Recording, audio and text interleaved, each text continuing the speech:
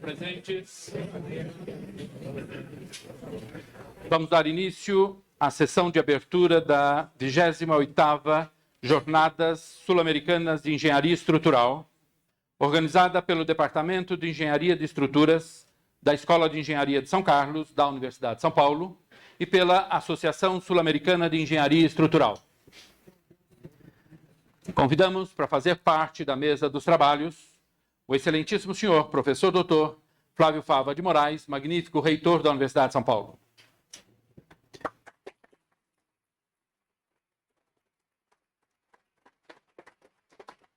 Excelentíssimo senhor engenheiro João Otávio Dagnone de Mello, prefeito do município de São Carlos.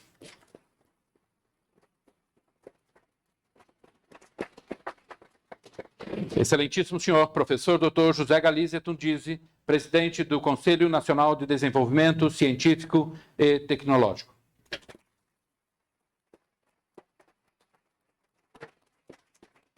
Excelentíssimo senhor professor doutor Carlos Alberto Barbosa Dantas, pró-reitor de graduação da Universidade de São Paulo.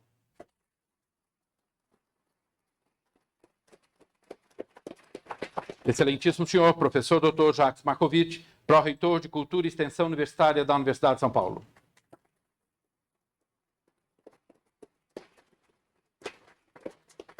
Excelentíssimo senhor professor doutor Jurandir Povinelli, diretor da Escola de Engenharia de São Carlos.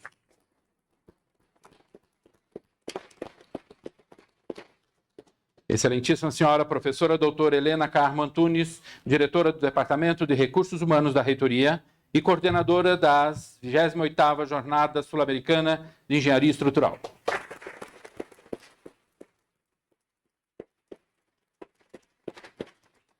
Excelentíssimo senhor professor doutor Dário Lauro Klein, presidente da Associação Sul-Americana de Engenharia Estrutural.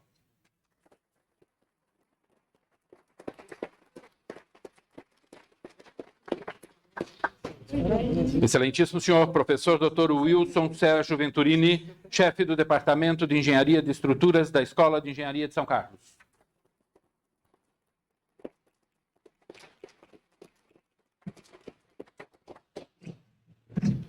Composta a mesa dos trabalhos, registramos e agradecemos a presença do professor doutor Hildebrando Munhoz Rodrigues, diretor do Instituto de Ciências Matemáticas de São Carlos. Professor Dr. Sérgio Mascarenhas de Oliveira, coordenador do Instituto de Estudos Avançados de São Carlos. Professor Dr. Francisco Antônio Roucular, prefeito do campus de São Carlos. Professor Dr. Antônio Rodrigues Martins, prefeito do campus da capital e diretor executivo do Fundusp. Da senhora Celina Stamato, esposa do professor Dr. Miguel Carlos Stamato. Senhor Luiz Alberto Conago, representando o professor Dr. Silvio Crestana, chefe-geral do Centro de Instrumentação da Embrapa.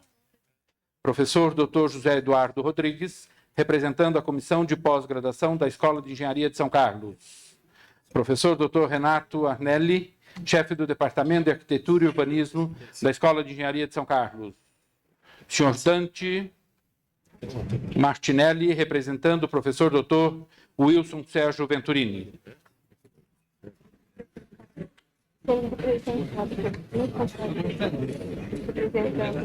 Professor Dante Martinelli, desculpe. Está sendo representado pelo professor Dr. Wilson Sérgio Venturini. Uma coisa estranha. Com a palavra, professora doutora Helena Carmo Antunes, diretora e coordenadora deste evento.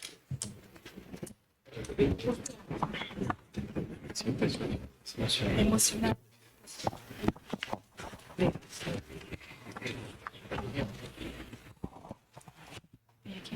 Excelentíssimo senhor professor Dr. Flávio Fava de Moraes, magnífico reitor da Universidade de São Paulo. Excelentíssimo senhor engenheiro João Otávio Dagnoni de Mello, prefeito do município de São Carlos. Excelentíssimo senhor professor Dr. José Galizia Tundizi, presidente do CNPq.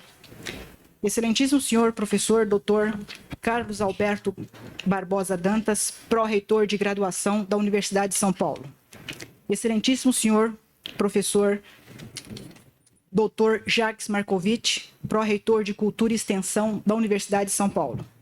Professor Dr. Jurandir Povinelli, diretor da Escola de Engenharia de São Carlos, da Universidade de São Paulo. Professor Dr. Dario Lauro Klein, presidente da Associação Sul-Americana de Engenharia Estrutural. Professor Dr.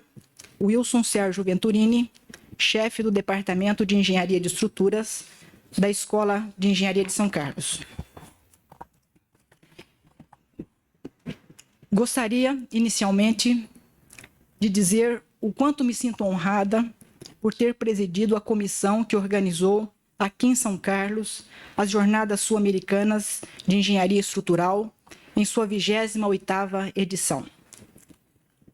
Sua realização para o Departamento de Engenharia de Estruturas tem um significado muito especial.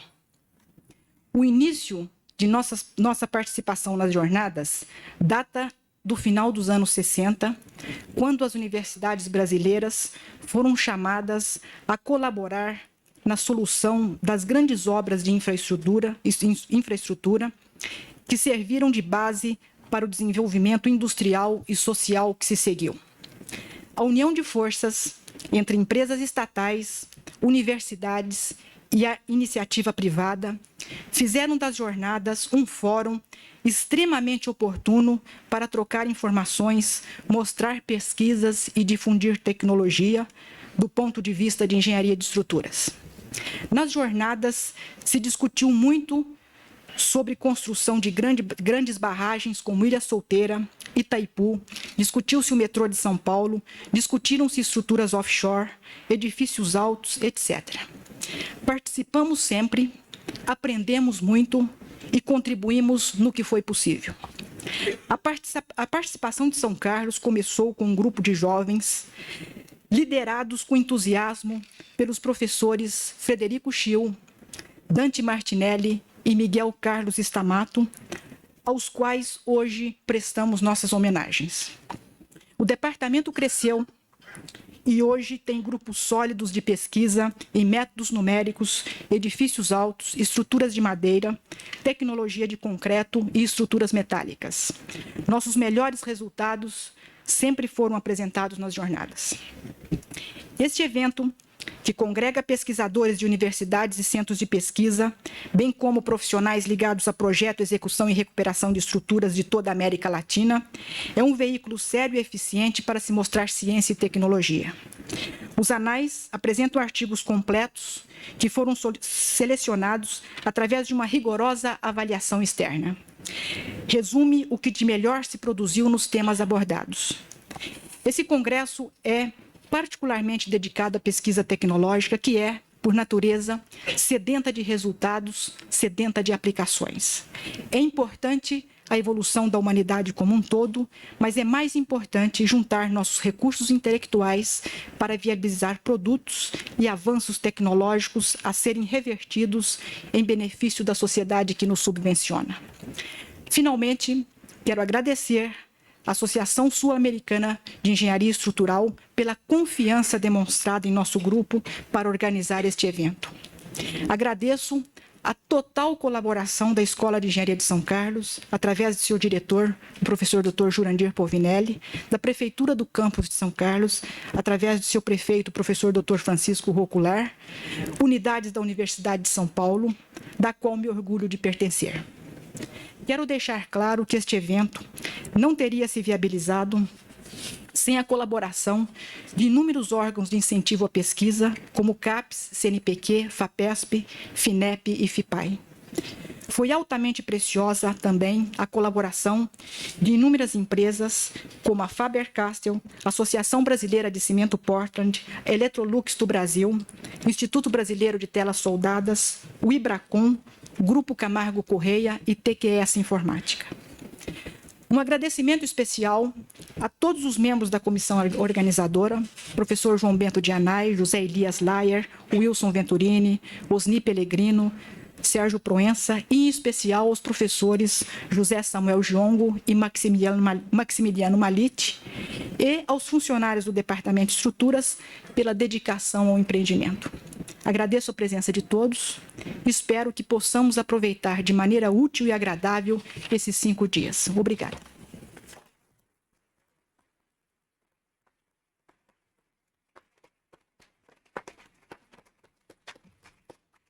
Com a palavra, professor Dr. Jurandir Povinelli, diretor da Escola de Engenharia de São Carlos.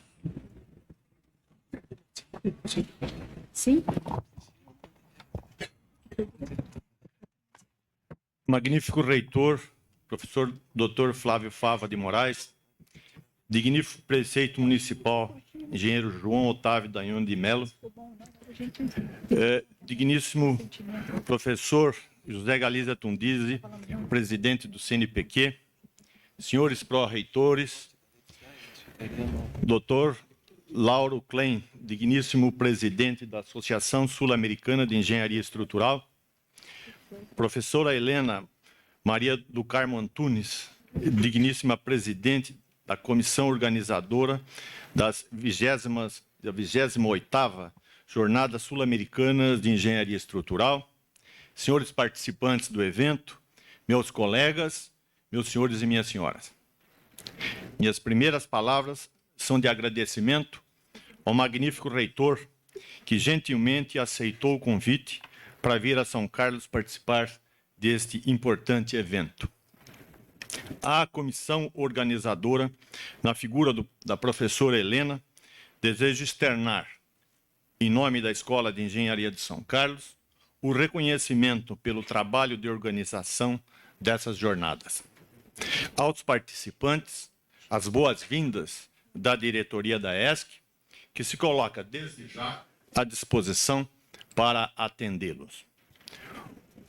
O evento que hoje se inicia é, sem dúvida, de grande importância para a área de engenharia estrutural. Aproveitando a oportunidade e o prestígio da Associação Sul-Americana de Engenharia Estrutural, desejo informar que estamos lançando o primeiro número da revista Engenharia e Arquitetura, que acredito os senhores estão recebendo junto à pasta, periódico da Escola de Engenharia de São Carlos, dedicado a essas famosas jornadas. Gostaria de salientar que a revista está aberta aos senhores pesquisadores para a publicação de seus artigos. Em nome do senhor chefe do Departamento de Engenharia de Estruturas da ESC, temos também a satisfação de comunicar o lançamento do periódico Cadernos de Engenharia de Estruturas, mais um veículo de divulgação científica à disposição de todos nós.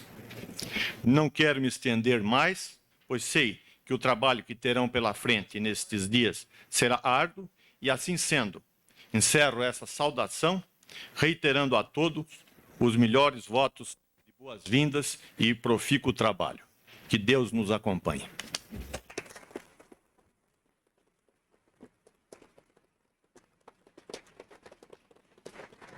Com a palavra, professor Dr. Dario Lauro Klein, presidente da Associação Sul-Americana de Engenharia Estrutural.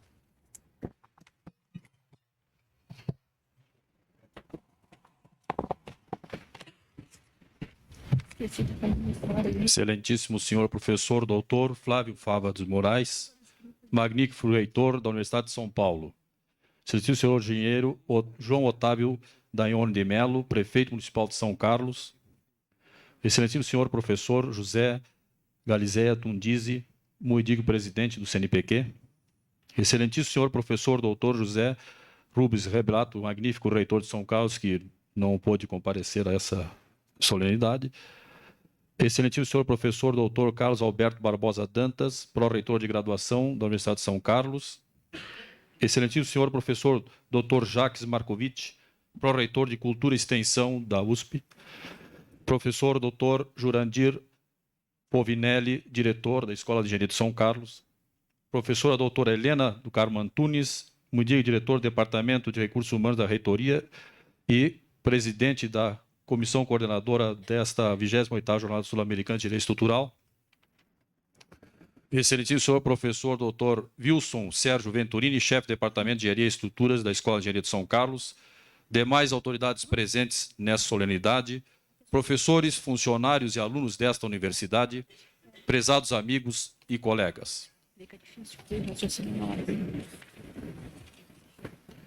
É com grande satisfação que participo deste ato de abertura de mais uma edição da Jornada Sul-Americana de Engenharia Estrutural, na qualidade de presidente da Associação Sul-Americana de Engenharia Estrutural, ASAE. Iniciadas em 1950, na Faculdade de Engenharia e Agrimensura de Montevidéu, através do empenho dos engenheiros Júlio Ricaldoni, do Uruguai, e Francisco Garcia Olano, da Argentina, as jornadas possuem o nome de Jornadas Rio Platense de Estática Experimental. Este primeiro encontro restringiu-se na reunião de pesquisadores e especialistas do Uruguai e da Argentina. No ano de 1951, realizou-se em Buenos Aires as Jornadas Sul-Americanas de Estática Experimental, com a participação do Uruguai, Argentina e Brasil. A partir da terceira reunião realizada em Porto Alegre, em 1952, foi adotado o nome de Jornadas Sul-Americanas de Engenharia Estrutural, seguindo-se após diversas edições organizadas por grupos pertencentes a diversos países da América do Sul, sendo que 7 realizadas na Argentina e no Brasil, 4 no Uruguai e no Chile e 2 na Venezuela. Este ano, São Carlos tem o privilégio de ser a sede da 28ª Jornada Sul-Americana de Engenharia Estrutural, e a comissão organizadora, representada nesse ato pela sua presidente, professora Helena do Carmo Antunes, empenhou-se para que todos vocês tenham orgulho de participar desse evento. As jornadas tornaram-se muito importantes, tendo em vista a crescente integração entre os países da América do Sul, principalmente os do Cone Sul, constituindo-se em um fórum para a troca de conhecimentos científicos e tecnológicos nas áreas de engenharia estrutural e de tecnologia dos materiais. Serão debatidos nesse congresso temas como a análise de projetos estruturais, tecnologia dos materiais, geotecnia, patologia das construções, técnicas construtivas e confiabilidade de estruturas. As jornadas têm se constituído desde as suas origens num fator importante de integração profissional, caracterizando-se pela regularidade e eficiência de suas edições. Por esse motivo, para que não fossem interrompidas essas reuniões, é que no dia 15 de novembro de 1991, fundou-se em Porto Alegre a Associação Sul-Americana de Engenharia Estrutural. A associação visa unicamente objetivos de interesse público que se concretizam através da promoção e organização de conferências técnico-científicas de caráter nacional e internacional, em particular as Jornadas Sul-Americanas de Engenharia Estrutural, visando aprofundar, ampliar e disseminar os conhecimentos da área de engenharia estrutural e correlatas. Convocamos desde já todos os participantes desse evento para que compareçam nessa Assembleia Geral da Associação, que será realizada no dia 13 de setembro, quarta-feira, às 18h20, no Bloco D da Escola de Engenharia. Esta reunião tratará de assuntos de interesse dos associados, bem como da fixação das sedes das futuras jornadas. Lembramos que a 29ª jornada serão realizadas na cidade de Concepción, Chile, no ano de 1999. Sentimos, pois, a responsabilidade e o orgulho em participar como promotores deste evento, objetivando sempre a melhoria de sua qualidade. Sentimos também uma satisfação muito grande em poder reencontrar nessa ocasião amigos e companheiros de outras jornadas e de conhecer os trabalhos de alta qualificação que serão apresentados nos próximos dias. Saudamos os congressistas e seus acompanhantes, desejando a todos os visitantes uma feliz estadia aqui em São Carlos e que mais uma vez as jornadas sirvam de fórum de debates e de intercâmbio de informações científico e tecnológico, bem como para fortalecer os vínculos profissionais e de amizade. Muito obrigado.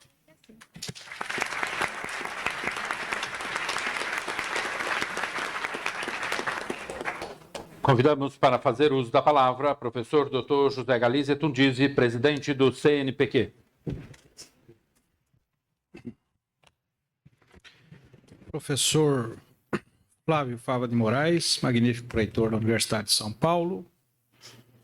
Meu caro João Otávio Dagnon de Mello, engenheiro João Otávio Dagnon de Mello, prefeito do município de São Carlos. Professor Dr. Carlos Alberto Barbosa Dantas, pró-reitor de graduação da Universidade de São Paulo. Professor Dr. Jacques Marcovitch, pró-reitor de Cultura e Extensão Universitária da USP. Professor Dr. Jurandir Pulvinelli, meu caro colega de departamento e diretor da Escola de Engenharia de São Carlos. Professora Helena de Carmo Antunes, diretora do Departamento de Recursos Humanos da Reitoria e coordenadora destas 28ª Jornadas Sul-Americanas de Engenharia Estrutural. Professor Dr. Lauro Klein, presidente da Associação Sul-Americana de Engenharia Estrutural. Professor Dr. Wilson Sérgio Venturini, chefe do Departamento de Engenharia de Estruturas da Escola de Engenharia de São Carlos da USP. Meus caros colegas pesquisadores, participantes do Congresso, alunos, funcionários, professores, meus caros colegas. Em primeiro lugar, eu queria, como presidente do CNPq, me associar às homenagens aos professores Stamato, Schill e Martinelli, que foram os founding fathers deste grupo, e eu acho que sempre é fundamental um órgão que apoia a pesquisa como o CNPq se associar às homenagens que se revestem de importância para homenagear estes founding fathers de áreas de ciência e de tecnologia no país. Os últimos números, o último número do Science Watch de junho de 1997 mostra que o Brasil é o 20º produtor mundial de conhecimento. Está entre todos os países do mundo colocados em 20º lugar. Algumas áreas de ciência ocupam nas publicações indexadas com alto índice de repercussão o 2º lugar. Ou seja, há um crescimento extraordinário da ciência brasileira, apesar dos percalços pelo qual todos nós temos passado em termos de financiamento. A produção científica e a produção tecnológica do Brasil hoje atinge cerca de 1% da produção mundial, o que é satisfatório, mas não é suficiente, evidentemente, para o completo desenvolvimento científico e tecnológico do país e para colocar a ciência a serviço da sociedade, que é a meta de uma sociedade madura e em desenvolvimento como a nossa.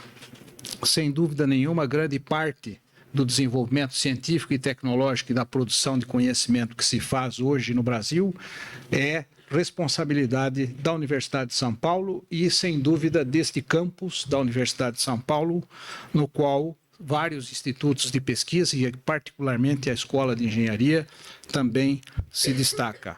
São Carlos é hoje um centro importante de geração de conhecimento e de tecnologia para o país e para o mundo. A realização das 28ª Jornadas Sul-Americanas de Engenharia Estrutural, sem dúvida nenhuma, é a consolidação de um trabalho do Departamento de Estruturas da Escola de Engenharia de São Carlos e é o fruto de um investimento que vem sendo realizado a longo prazo na Escola de Engenharia em diferentes áreas. Eu quero destacar aqui que a Universidade de São Paulo, eu hoje tenho um panorama muito completo da ciência que se faz no Brasil e das universidades. E a Universidade de São Paulo se destaca por um fator extremamente importante, é a continuidade. E a continuidade no desenvolvimento da pesquisa e da tecnologia é um aspecto importantíssimo para que se possa. Ciência não se faz por saltos muito grandes. Ciência se faz também por saltos, mas se faz principalmente por um trabalho contínuo de desenvolvimento e por condições de trabalho que possibilitem aos pesquisadores, aos alunos, aos programas de pós-graduação desenvolver novas ideias e desenvolver novos projetos. Eu quero destacar aqui, além do trabalho que está sendo feito pelo reitor Fávio e pela diretoria da Escola de Engenharia, a manutenção da continuidade dos projetos existentes. Isso é fundamental para o desenvolvimento científico do país e para o fortalecimento da universidade. Estas jornadas têm um outro ponto que eu gostaria de destacar, que é a interação entre o departamento e a iniciativa privada. Isso é um outro aspecto extremamente importante do nosso desenvolvimento científico e tecnológico. A participação da iniciativa privada no desenvolvimento da ciência e da tecnologia no Brasil tem aumentado consideravelmente em face às transformações pelas quais passa o país, em face ao processo rápido e inexorável de globalização e em face à necessidade que a universidade tem de se modernizar e, ao mesmo tempo, incorporar novas tecnologias em parceria com a indústria. Na minha administração, no CNPq, eu tenho dado um valor extraordinário e extremamente grande a estas parcerias da universidade com a iniciativa privada e com as indústrias.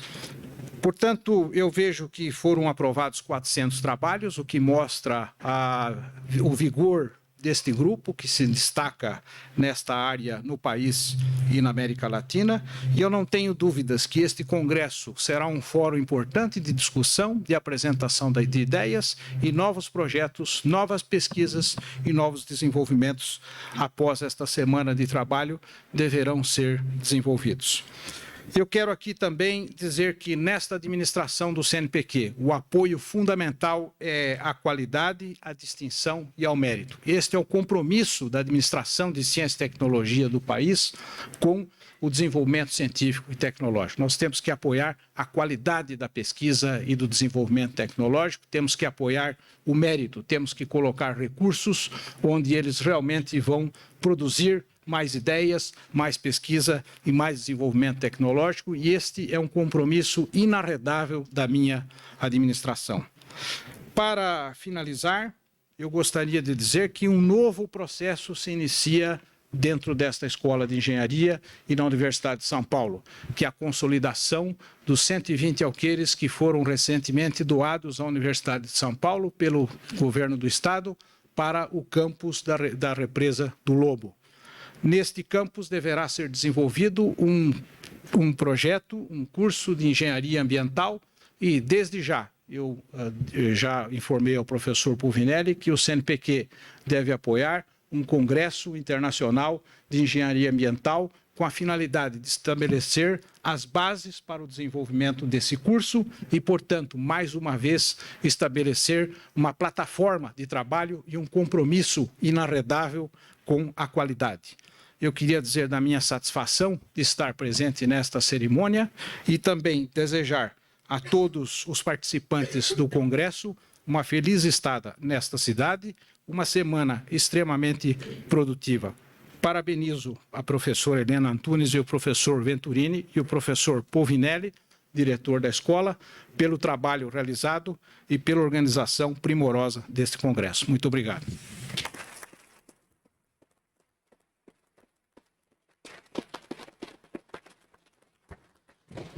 Ouviremos a seguir o pronunciamento do excelentíssimo senhor, professor Dr. Flávio Fava de Moraes, magnífico reitor da Universidade de São Paulo. Inicialmente, eu saúdo a todos os visitantes que, não sendo integrantes de forma oficial à Universidade de São Paulo, nos visitam na cidade de São Carlos, junto à Escola de Engenharia, para participarem dessa importante jornada de engenharia estrutural. Saudando, portanto, aos que nos visitam, aos alunos, aos docentes e aos funcionários. Em especial, também tomo a liberdade, de maneira mais informal, saudar os colegas que estão à mesa, professor Klein, professor Jurandir, professor Caio, o nosso prefeito João Otávio, professor Tundizi, professor Markovic, professor Helena, professor Venturini. A Universidade de São Paulo se sente absolutamente orgulhosa de poder ser sede de mais uma das jornadas de engenharia estrutural, uma promoção da Escola de Engenharia através do seu Departamento de Engenharia de Estruturas, mas convergir para São Carlos uma série de profissionais interessados no tema nos oferece duas grandes vantagens. A primeira, que podemos expor o que fazemos e, de certa forma, ao nos expor, sermos comparados com o que os nossos colegas de outras instituições também trazem e também analisam criticamente. Em outras palavras, temos absoluta convicção de que a USP pode contribuir e, humildemente, também deve aprender. Estou em São Carlos, uma vez mais, num dia de bastante satisfação para toda a educação superior brasileira, porque nós podemos oficialmente anunciar que, com a solicitação que a USP fez, com a sensibilização que se fez junto ao Executivo e com o enorme apoio da Assembleia Legislativa, e nisto envolvendo uma classe política não só regional como estadual bastante expressiva, e faço um parênteses para destacar o apoio que recebemos do João Otávio como prefeito municipal de São Carlos nessa batalha, conseguimos na semana passada a doação destes 120 alqueires, que o professor Tundizi há pouco se referiu, aqui para o campus de São Carlos, mais especificamente para a Escola de Engenharia, e com um compromisso de constituirmos, ou pelo menos de iniciarmos, através da Pró-Reitoria de Graduação, que é coordenada pelo professor Caio, um novo curso que será o curso de Engenharia Ambiental, que será o primeiro curso oficial nessa área de uma universidade pública brasileira. Nós temos, como disse o professor Tundizi, o máximo interesse em que o curso comece bem, comece, portanto, para ser um referencial ao país e, com o apoio da universidade e das agências de fomento, a ousadia de trazermos especialistas, fazermos seminários e, portanto, estabelecermos diretrizes prévias que nos permitam trilhar um caminho bastante sólido para um ponto temático da necessidade brasileira como país continental que é, através de São Carlos, de uma forma bastante delicada. Quero destacar dentro desse aspecto que São Carlos tem merecido um grande apoio da infraestrutura da universidade. Para que os senhores tenham ideia, nesses 4 últimos anos, a USP, através do seu orçamento, se tornou o 16º estado do Brasil, a 8ª capital do Brasil e a 2ª cidade do estado de São Paulo. O orçamento desse ano deve atingir e superar R$1 bilhão, o que demonstra que a nossa responsabilidade perante a sociedade que nos sustenta é muito grande. Como disse o professor Tundizi, a qualidade é a referência do nosso compromisso. E desse montante de recursos, é enorme a capacitação que os nossos docentes tiveram em recorrer a mecanismos extragovernamentais, porque praticamente nesses 4 anos tivemos investimentos na USP, exceto o orçamento do Estado, da ordem de R$200 milhões. Foram 50 milhões de reais extraordinários ao ano, dos quais praticamente 50, 60 milhões do próprio esforço uspiano e os outros 140, 150 milhões captados em estatais, em empresas, em agências de fomento do país e do exterior. Essa pujança de captação de recursos externos é exclusivamente vinculada aos projetos que o corpo docente desenvolve em colaboração com os estudantes de pós-graduação, de graduação e com a participação efetiva do setor técnico-administrativo da universidade. Essa jornada que a professora Helena do Carmo Antunes coordenou junto com uma equipe de colegas, também tem um outro fator importante. Ela já apresenta um avanço que não pode não ser estritamente original desta jornada em si, mas é um avanço de apresentar os anais já prontos, com os trabalhos completos, mediante uma avaliação prévia de um comitê de mérito, que faz com que a engenharia no Brasil cada vez mais se torne visível, porque essa cultura que está sendo exigida nas áreas das ciências duras e tecnológicas, de que se exponha essa produção de valor inestimável que os senhores geram para uma visibilidade mais ampla das atividades da universidade, é absolutamente indispensável.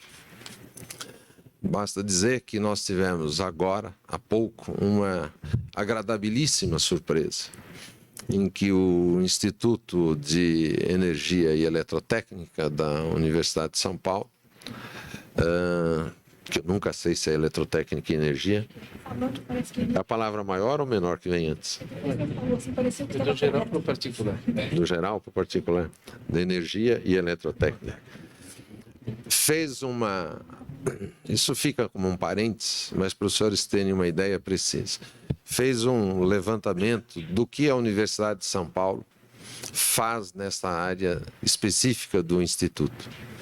E entrou nos bancos de dados internacionais, principalmente um europeu e um outro americano, que fazem uma varredura de milhares de universidades do mundo sobre essa temática. E nós que não sabíamos aonde estávamos, fomos classificados em 31º lugar da produção científica do mundo na área de energia e eletrotécnica. O que demonstrou que tínhamos uma enorme participação nessa temática e não tínhamos uma sistemática e orgânica articulação dos dados. O que fez com que a Universidade de São Paulo fosse de imediato colocado num ranking internacional, numa posição de absoluto destaque.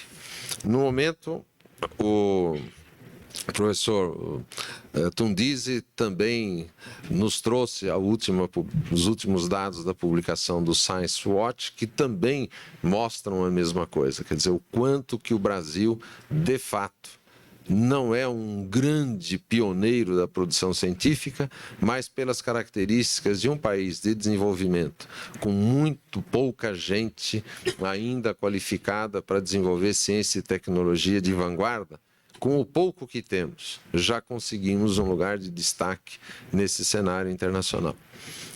Isso tudo que foi feito na universidade, e em especial também no campus de São Carlos, onde nesses 4 anos foram aplicados mais de R$1,5 milhão por ano em infraestrutura e ambiência do campus, não é nenhuma coisa além do dever do que o professor Tundizi disse. Se pela excelência, pelo ensino e pela ciência nós temos que evoluir, também é importante que se faça um desenvolvimento dos aspectos de gestão, porque a universidade tem que ter uma gestão austera, tem que ter uma gestão competente, porque a finalidade da gestão é simplesmente facilitar a vida de quem faz a universidade. E quem faz não são os gestores, quem faz são os que dão as aulas, são os que estão nas bancadas fazendo o desenvolvimento da ciência no nosso país.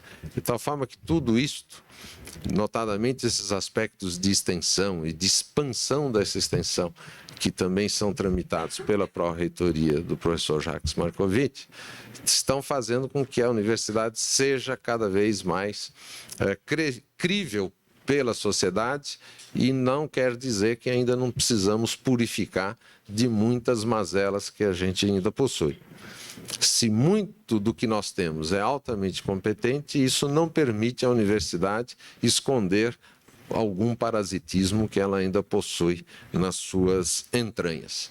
De tal forma que eu quero parabenizar a Escola de Engenharia de São Carlos, a professora Helena, que me ajuda e ajuda a universidade com uma outra importante missão, que é árdua, difícil e contestatória, e às vezes conflitante, que é dirigir o Departamento de Recursos Humanos de uma universidade tão grande e tão complexa como a USP, e que teve tempo suficiente também para dedicar esse esforço acadêmico na jornada de engenharia estrutural.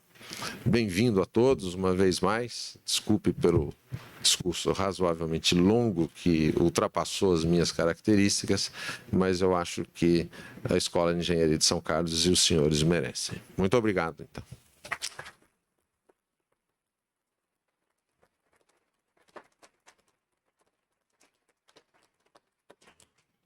Estando encerrada esta sessão de abertura, agradecemos a presença de todos, convidamos as autoridades da mesa para ocuparem seus lugares na plateia, a fim de assistirem à palestra do professor Dr.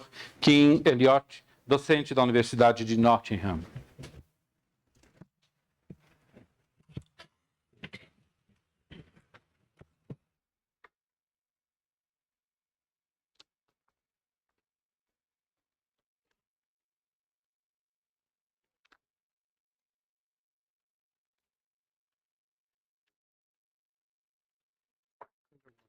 Não, professor, tudo bem.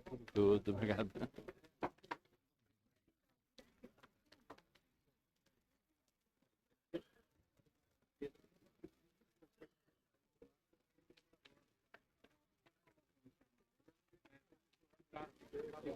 Professor Kim, um momento, please.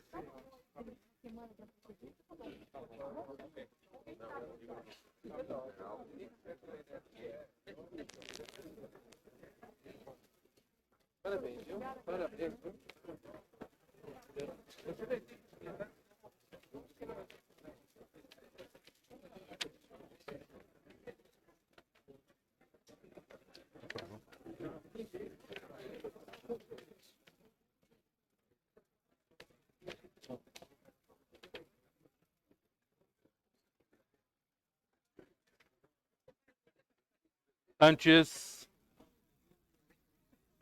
Antes de passar a palavra, faço a leitura do currículo vitae resumido do professor Kim Elliott. Professor Kim Elliott, atualmente da Universidade de Nottingham, trabalhou na Trent Concrete Structures Limited entre 1976 a 1983. É autor do livro Multi-Story Precast Concrete Framed Structures, publicado pela Blackwell Scientific Press em maio de 1996. É também coautor do livro BCA's Precast Concrete Framed Buildings, a Design Guide, publicado em 1992. Professor Elliott pesquisa comportamento de estruturas pré-fabricadas, tendo publicado vários trabalhos em jornais e conferências. Está envolvido no projeto European Community Cost, que trata de ligações semi-rígidas, como presidente do Grupo de Trabalho de Estruturas Pré-Fabricadas e como representante do Reino Unido. O professor Elliott é membro da comissão da FIP sobre pré-fabricação, onde é um dos coautores da edição de 1994 do FIP Frames Manual. Ele é consultor da Hilm Industrial Limited, na Malásia, onde atua como especialista em projetos de edifícios pré-fabricados de concreto. Com a palavra, professor Kim Elliott.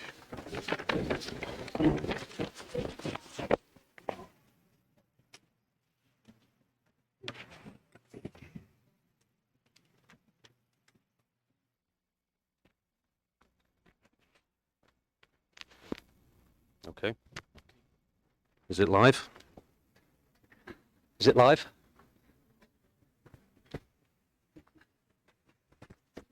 Is it live? Yes.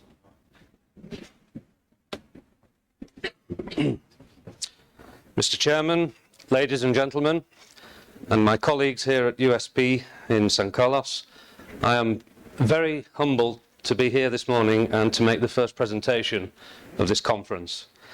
I should like to thank Professor Venturini for extending his facilities for me for my visit here, and also to my colleagues, Professor Monure and Mr. Marcello, for making all the arrangements for this visit.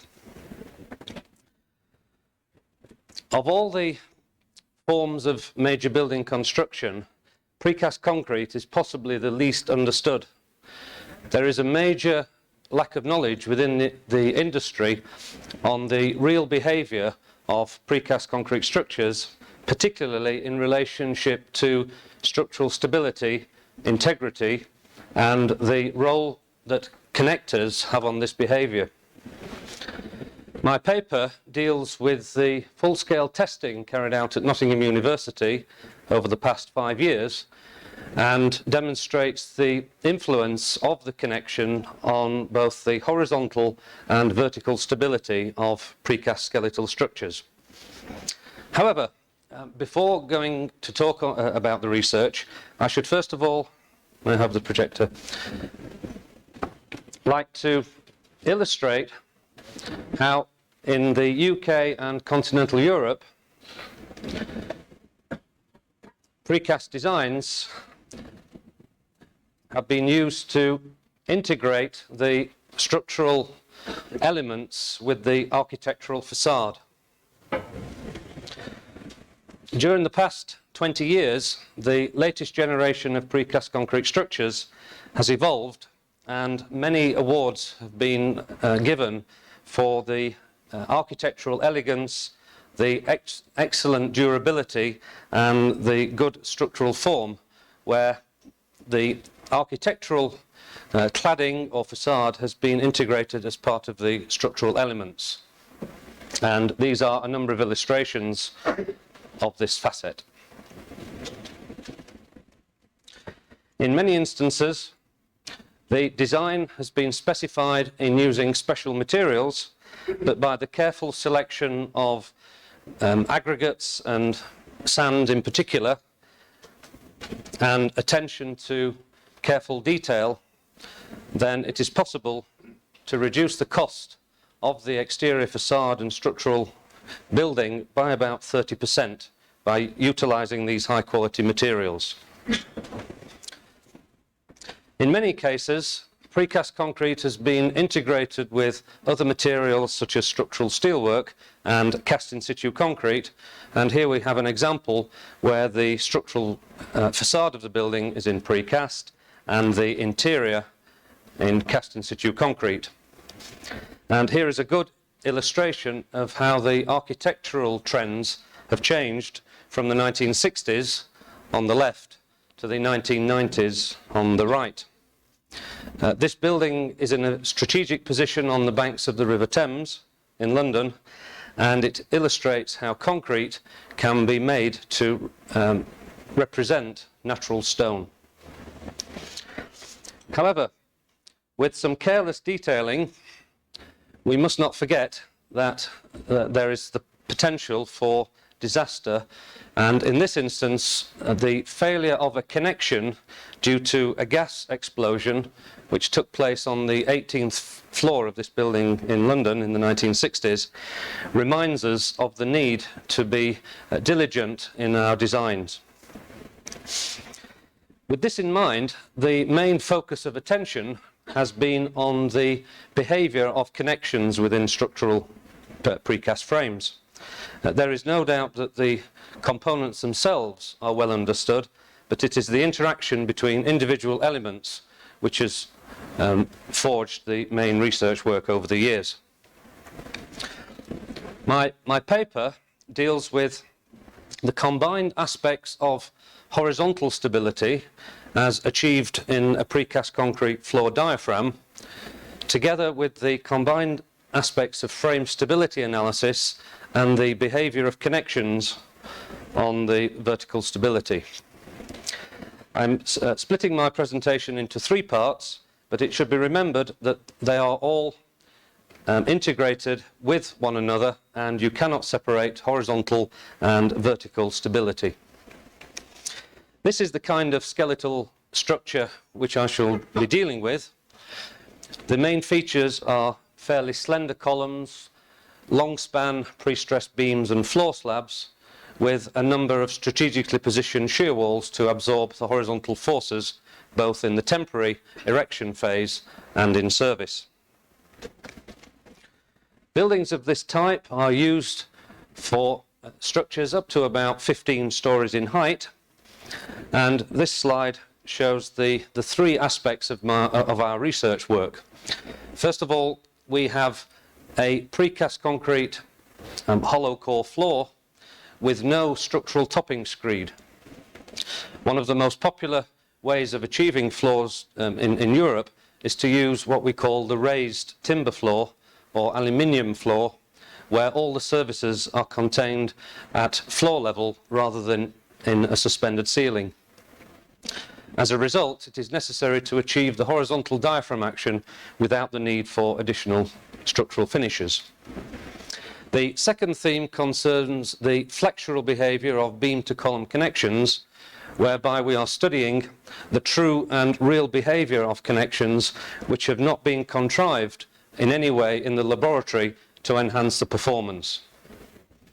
And the third aspect is the composite action which takes place in edge beams in order to enhance the torsional stability of these types of buildings. So dealing first of all with the first subject, one of the most popular forms of construction is to use hollow core slabs with no structural screed. There is a necessity to provide tie steel around the full perimeter of the building so that diaphragms can act as individual ring beams. The main focus of the attention was on this subject, these two items here, where the precast floor diaphragm was subjected to cyclic and reversible loading in order to measure the shear stiffness, strength and ductility.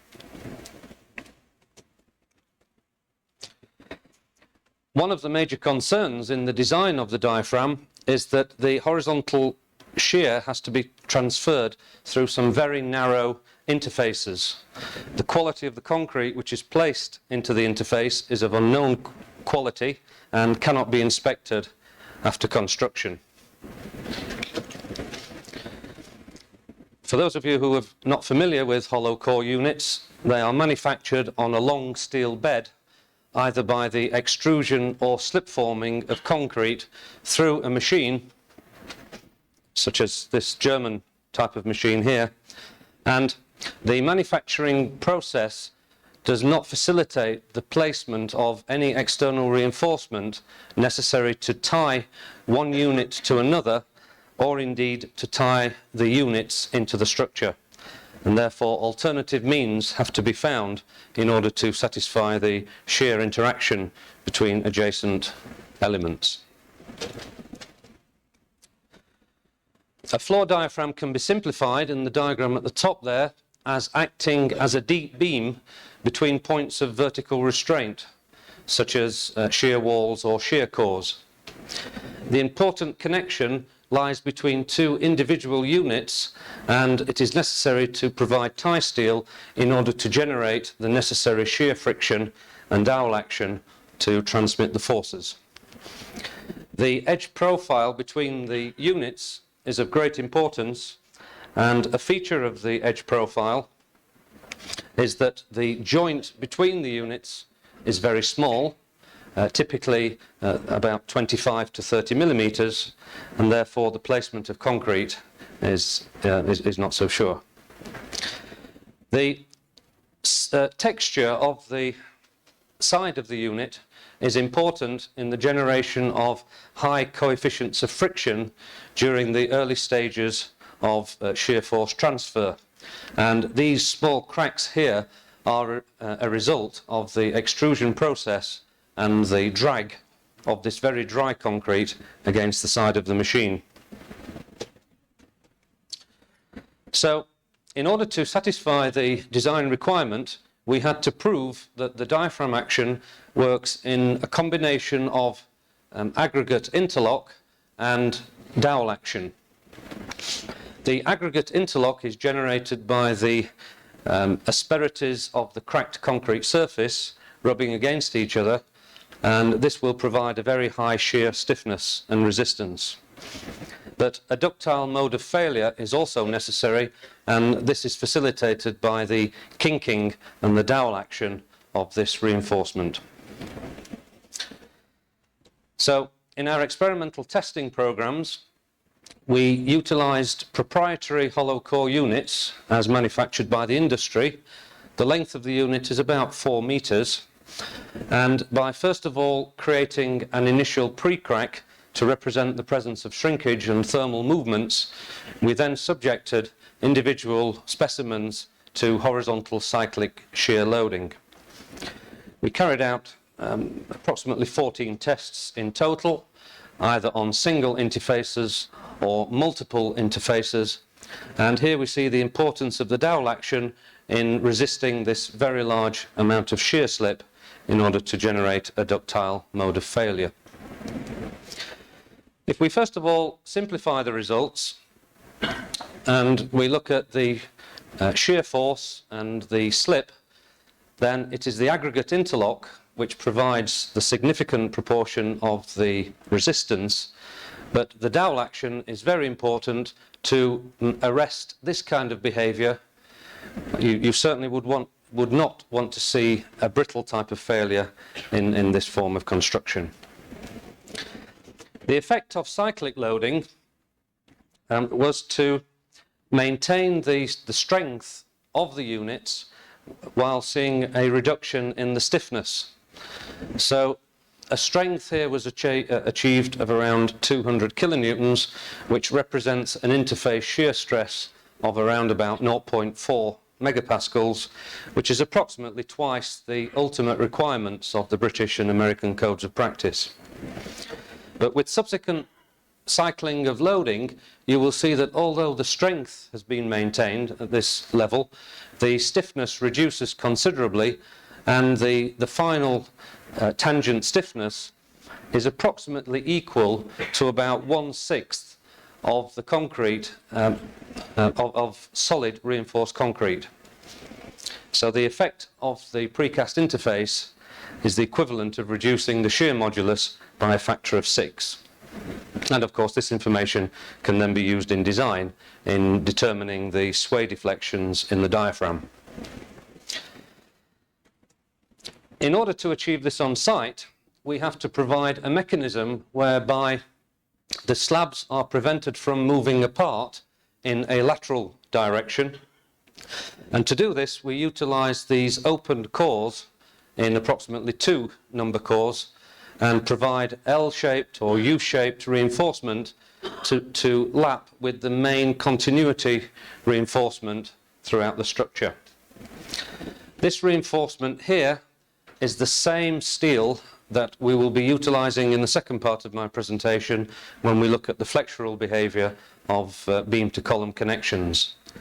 So the reinforcement is being used for several functions at once. So we were fairly convinced that precast concrete diaphragms can be used without a structural screed. The joints should be fully grouted with a grade of concrete which is fairly low and can easily be achieved on site. A certain amount of perimeter tie steel is required, and the details are given in the paper. The shear stresses were well above the value of 0.23 required by our codes of practice, and we have a design value for the shear modulus which is approximately 1/6 of that of the solid concrete. So now, having determined that our forces can be distributed throughout the frame in the horizontal manner, we now have to deal with the vertical stability. And there have been many research projects carried out in North America and Europe to show that although pin-jointed design assumptions are used in design, the real behavior is somewhat different. The main focus of attention has been on the most important connector within the frame, that is between the beam and column, both without the contribution of the floor slab and with the contribution of the floor and the same tie steel which I've just illustrated on one of the previous slides. Other work has been done elsewhere on foundations, and the result of the connection work can be used in a frame stability analysis by using either second order or P delta design methods. So our main work has dealt with the effect of moment rotation behavior in the connection on the stability of skeletal structures. And I shall define this in a moment. The type of connections that we have studied are representative of typical working practices. 4 different types of connections have been used, and some of them have demonstrated extremely beneficial performances, whilst others have not performed equally as well, and we classify them into different design zones. This shows the typical projecting steel billet, and you will notice that the connection is completely hidden within the depth of the beam.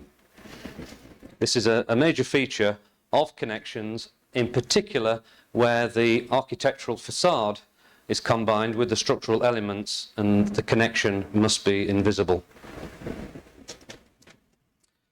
So we studied different types of structures, both unbraced and partially braced. The types of connections I'm going to discuss today are in frame F1 at the exterior and internal positions, but we've also studied other types of frames, which is given in the literature. So that you can visualize the type of experiments we carried out, this is a photograph from our laboratory where we have a single column in the center, 2 beams on either side, and hollow core floor slabs with tie steel running down the center. This is the same tie steel as I'd specified for the diaphragm action. A test of this type takes about 6 weeks to carry out and costs about $1,000. The components themselves were manufactured by the industry according to their standards. And the concrete is painted white to reveal the presence of cracks. So a few details which also appear in the paper. The beam has a span of about 2.5 meters, and the hollow core floor units are each about 1 meter wide. That is a plan view. Could I have a bit of focusing, please?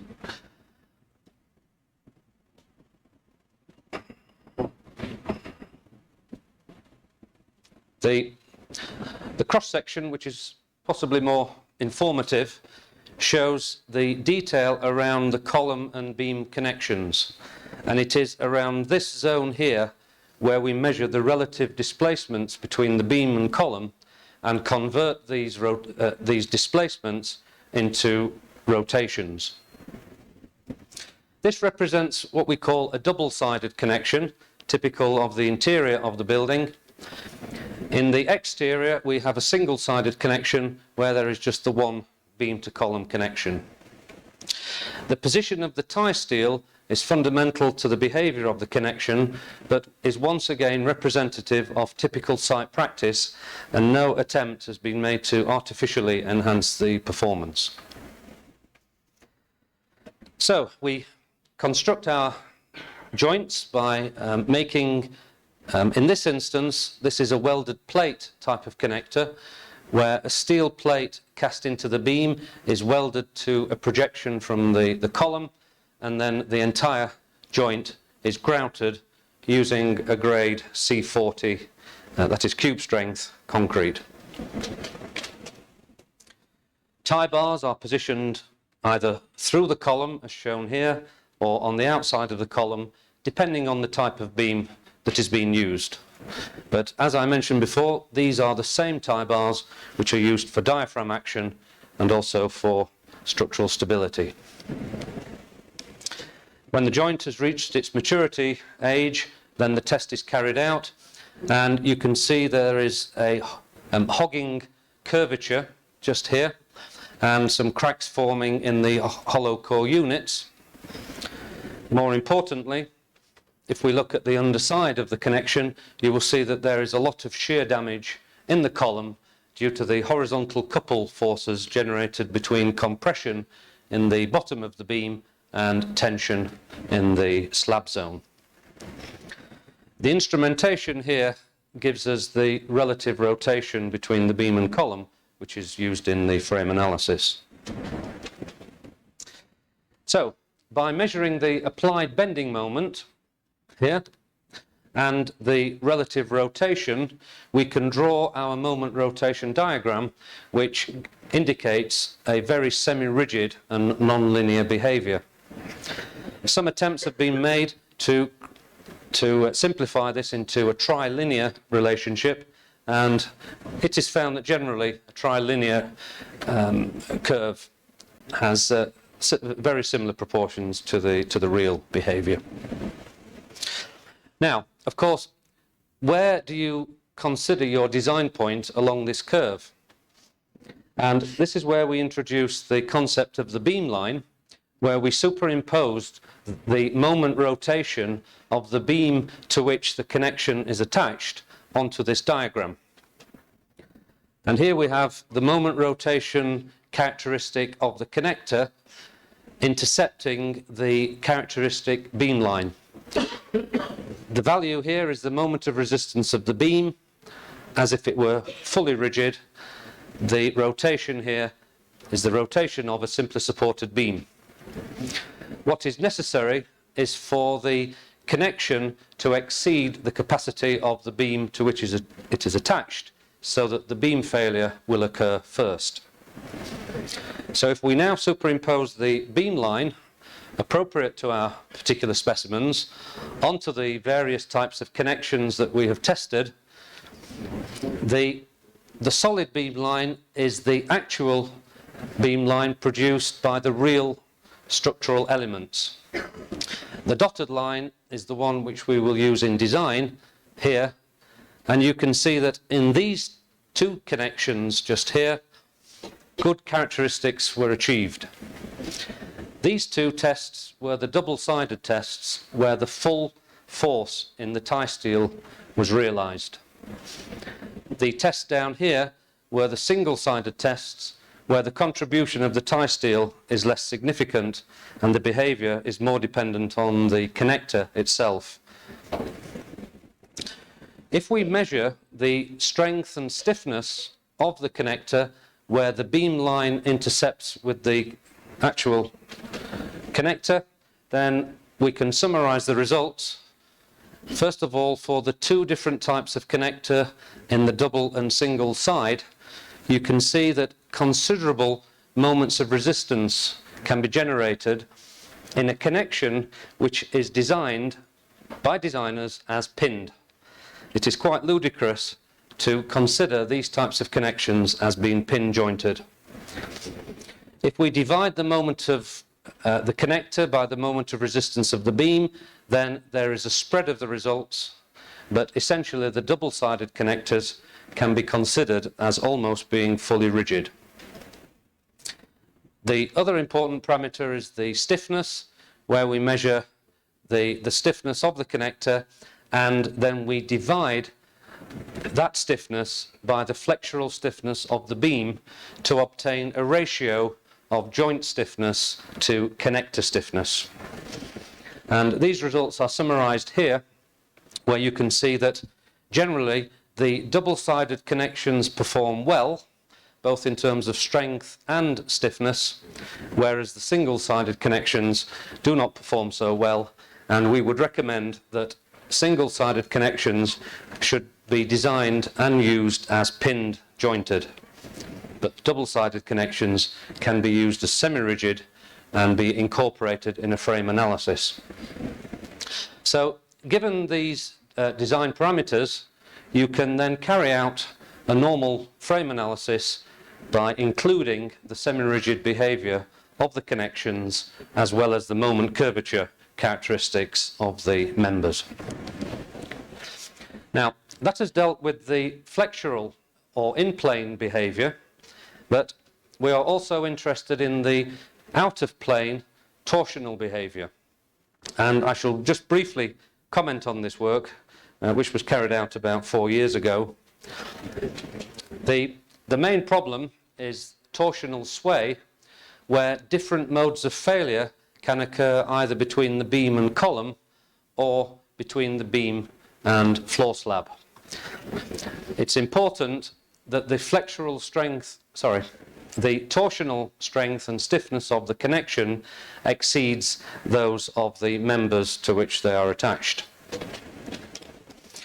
This is the typical situation in a precast frame where we have beams with floor slabs sitting on one side only, therefore creating an out of balance loading which creates torsional moments in the beam here and also in the connection. There is another situation here in the edge beam, but the depth of this beam is sufficiently large for the torsional effects not to be important. So it's this type of connection that we are interested in a very small beam, possibly no more than 300 or 400 millimeters in depth. The types of connections also lend themselves to problems. The joint between the beam here and the column is made by inserting this into a billet, and then some continuity tie steel is placed between the top of the beam and through the column. In order to create torsional resistance between the beam and the floor slab, once again, slots in the hollow core units are removed. These are the same slots that are provided for diaphragm action, so we are integrating the two behaviours. And small amounts of in situ reinforced concrete are placed between the beam and slab in order to resist the overturning moment. This is an illustration of the type of slot that we have. This photograph was taken in Malaysia, but could easily have been taken in any other country in the world. So our design assumption is that in the absence of composite action between the beam and the floor slab, when subject to eccentric loading through a point load here, the shear centre of the edge beam is displaced relative to the line of action of the load, and this introduces torsional rotation. But when combined with small amounts of in situ infill between the beam and floor slab, the floor slab acts to prop the beam and prevent rotations from taking place. The second feature is that the shear centre of the beam is moved into the centre of the beam, whilst the point of action of the loading also moves to be coincident with the shear centre of the section. As a result of this composite action, torsional effects are totally eliminated. And we can see that in general, for the non-composite situation, we have a lot of rotation. This is the angle of twist, where in the composite behaviour, the connection is much stiffer and stronger. We just had one single event of a localised connector failure, and our recommendation is that this type of failure, the details of which are in the paper, should not be used in a torsional manner. Once again, we see this semi-rigid behaviour, which is typical of precast composite connection.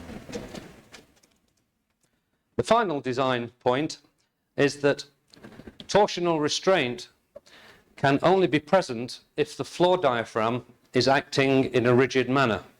So here we combine the results from our diaphragm action work and say that providing a interface shear resistance can be provided between two individual slabs, then there is the compatibility, compression and tension generated in the edge beam thanks to the horizontal force resistance acting through the floor slab.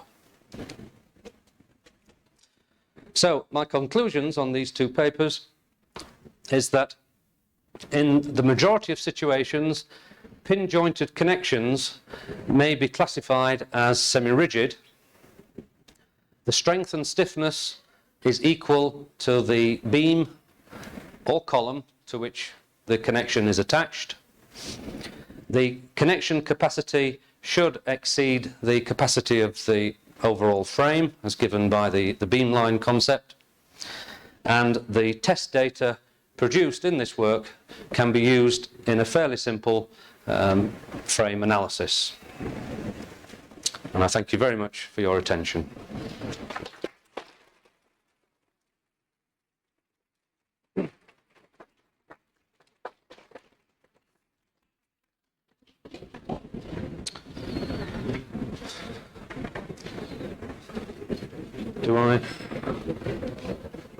Do I take questions? No.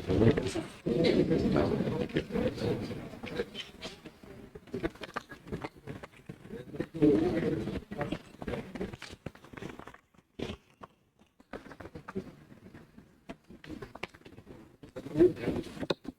Estando encerrada esta primeira parte do programa, a comissão organizadora convida os presentes para o coquetel de abertura, que será servido ao lado do bloco D.